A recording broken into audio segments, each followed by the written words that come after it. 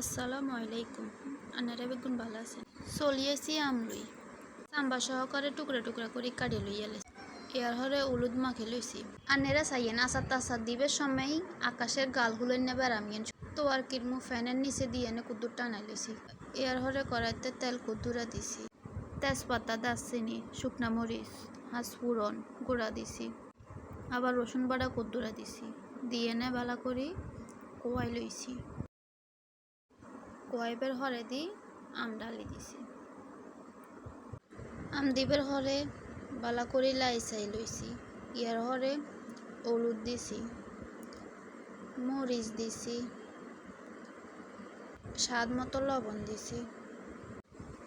পইলা দি তেল কমাই দিছিলাম, দিয়ে তেল কমর নিলে আর কদ্দুরা দিছি যদি বেশি হয়ে যায়। লাই চাই ডাকে দিছি, কতক্ষণ হরে চলি আইছি।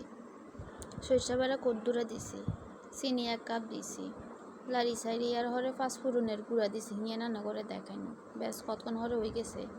ঠান্ডা করে বক্সে ঢুকা লাইছি, হয়ে গেছে আচার।